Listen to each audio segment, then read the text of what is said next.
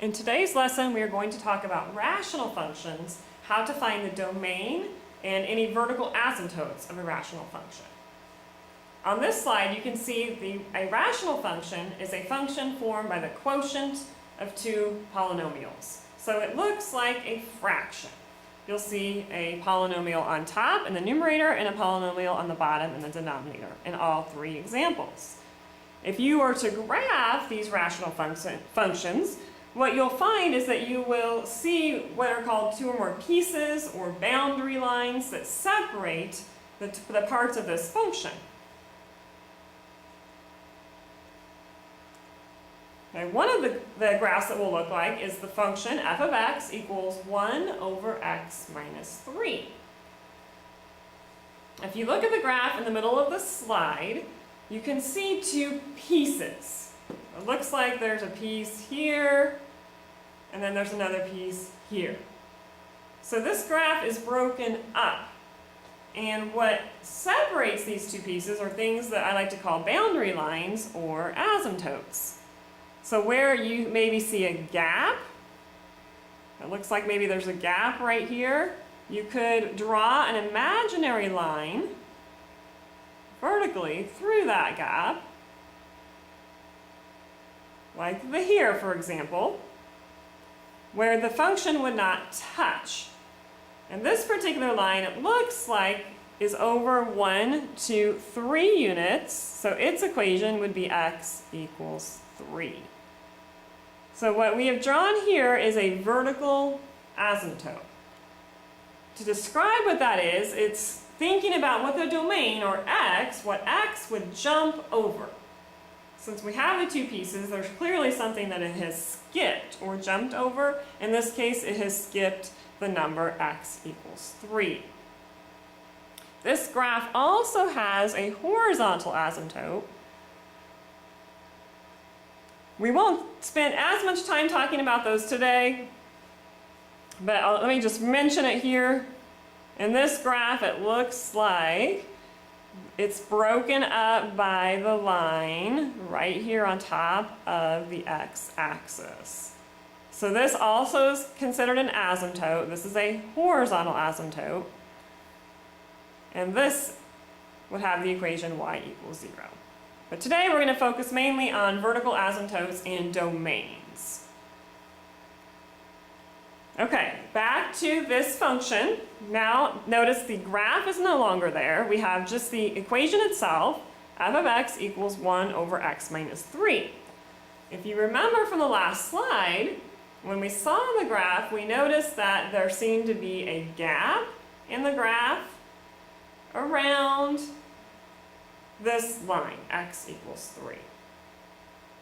And if you notice, the reason that happened is because x equals 3 can't actually be a number in the domain of this function. And what we're going to try is actually putting in or evaluating this function at 3.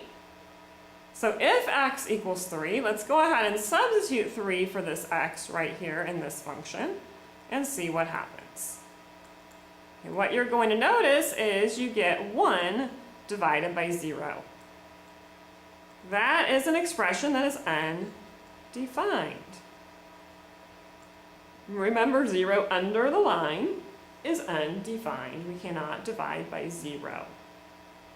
So this right here is giving us a clue as to how we can find vertical asymptotes.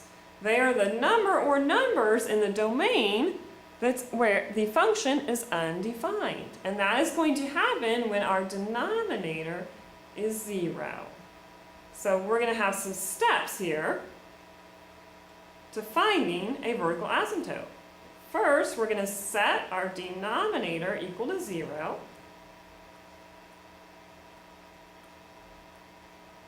And then we're going to solve for x. So let's try that on the next slide.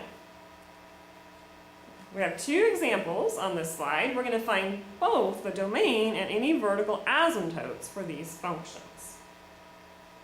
So function number 1, f of x equals 3x to the 4th over x minus 2.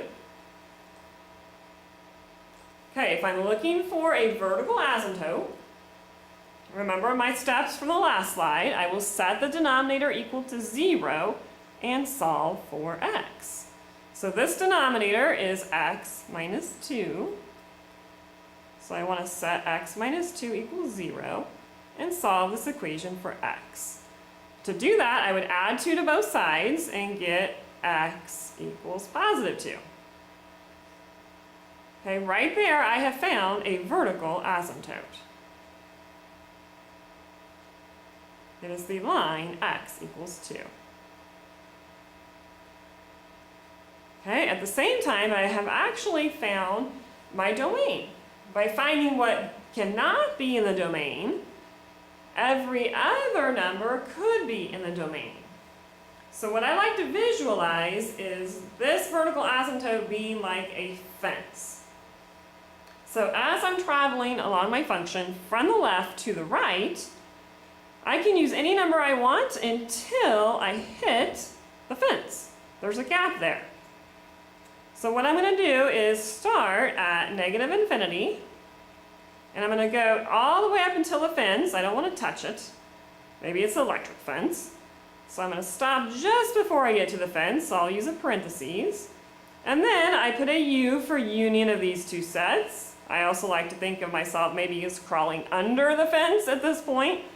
And then I can come out on the other side, just on the other side of 2, and continue on to infinity. And that will be my domain. Let's try number 2. We're going to follow the same steps we did on number 1 by first looking at our denominator. Remember, our denominator, we want to set that equal to 0 to find what values cannot be on our domain. Those will be our vertical asymptotes.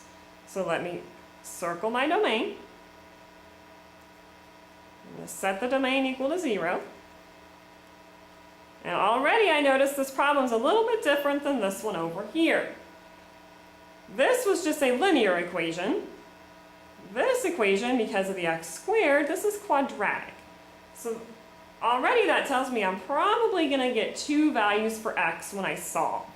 So I'm going to try to factor this quadratic equation. So x squared is x times x.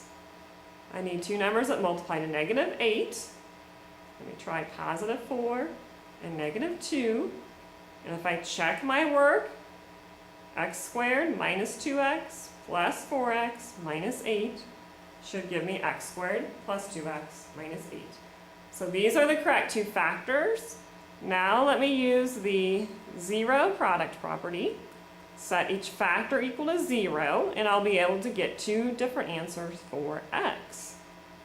The first equation, I'll subtract 4 and get an answer of x equals negative 4.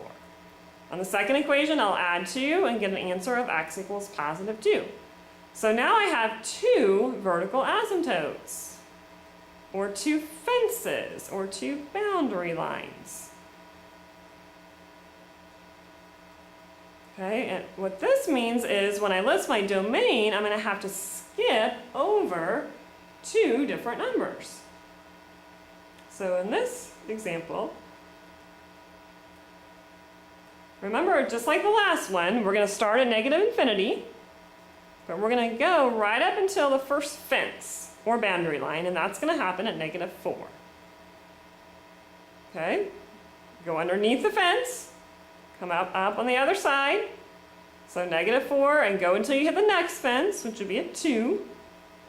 Crawl underneath, come out the other side, and continue on to infinity.